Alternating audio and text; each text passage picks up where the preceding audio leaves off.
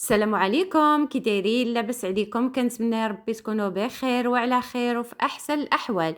اليوم غادي نحضر معكم واحد الوصفه كتجي رائعه. المذاق ديال لي كيش، بواحد العجينه سائله كتجي رائعه ولذيذه. بقاو معايا حتى الاخر هكا باش تتبعوا المراحل من الاول. واللي تصادف مع القناه ديالي وعجبوا الفيديو وعجباتو القناه ديالي يشترك معايا هكا باش يوصلوا كل جديد. بسم الله على بركة الله. عندي هنايا البصلة، واحد البصلة هكاك صغيرة اللي شلطتها على هذا الشكل هذا، اولا الا بغيتو تحكوها حكوها. غادي نخليها حتى كتشحر مزيان. بعد ما تشحرات البصلة غادي نضيف ليها الكفتة.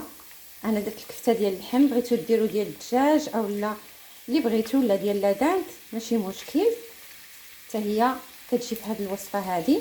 صافي غادي نضيف هذه الكفتة هذه نخليها كتشحر مع البصله. غادي نضيف واحد شويه ديال التحميره، واحد شويه ديال الملحه، وواحد شويه ديال البزار.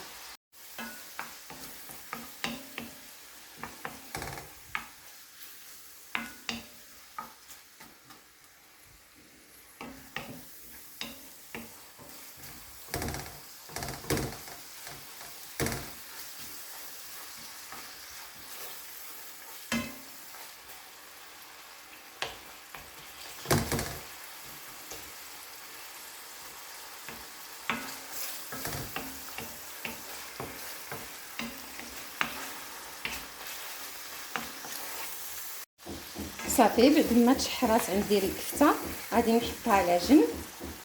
ودابا غادي نحضر لاباراي اللي غادي ندير في هاد الكيش او البيتزا او المهم كيف ما بغيتو تسميوها سميوها. عندي 3 ديال البيضات،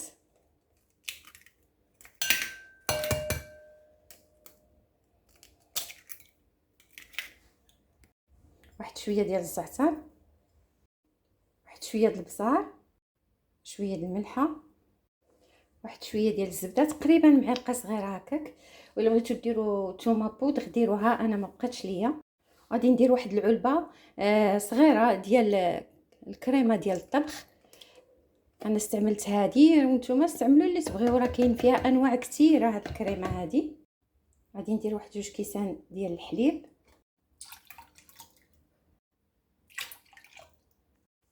غادي نخلط هاد المكونات مزيان مزيان. غادي ندير واحد الكاس ديال الفينو،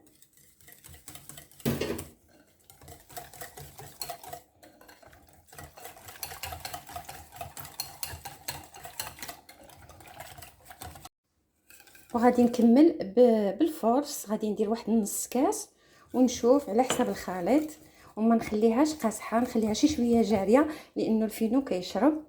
صافي غادي نخلط مزيان مزيان هاد المكونات. غادي ندير واحد الخماره حمراء،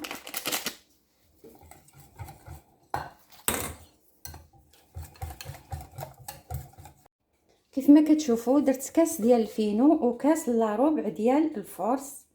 خليت منه واحد شويه الكاس. صافي غادي نخليها على هذا القوام هذا. القوام ديال الخليط كيكون على هذا الشكل هذا.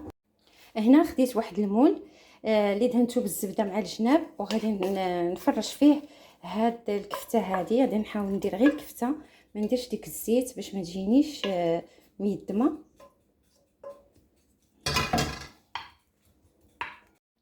وغادي ندير واحد شويه ديال الفرماج محكوك هكا فوق من الكفته. بغيتو ديروه ديروه، ما بغيتوش ديروه ما ديروهش، ماشي مشكل. صافي غادي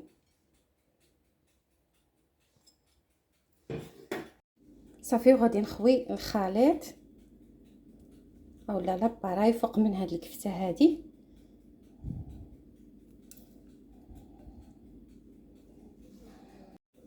وغادي ندير من الفوق الفرماج الحمار اولا المونزاريلا، المهم نوع الفرماج اللي عندكم ديروه.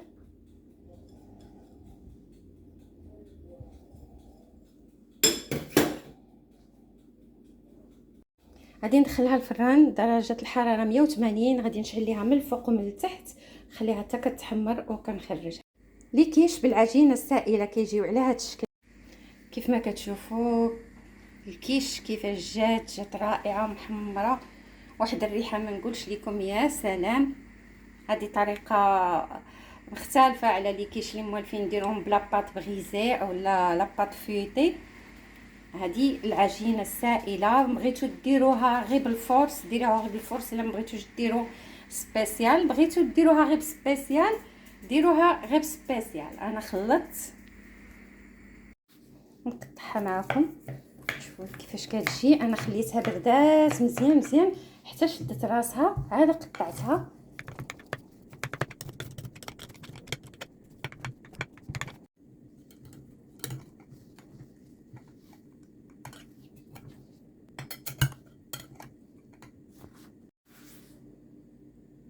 كيش كتجي على هذا الشكل هذا، كتجي بحال شي كيكه بحال شي طاغط، كتجي على هذا الشكل هذا. نقطعها معكم.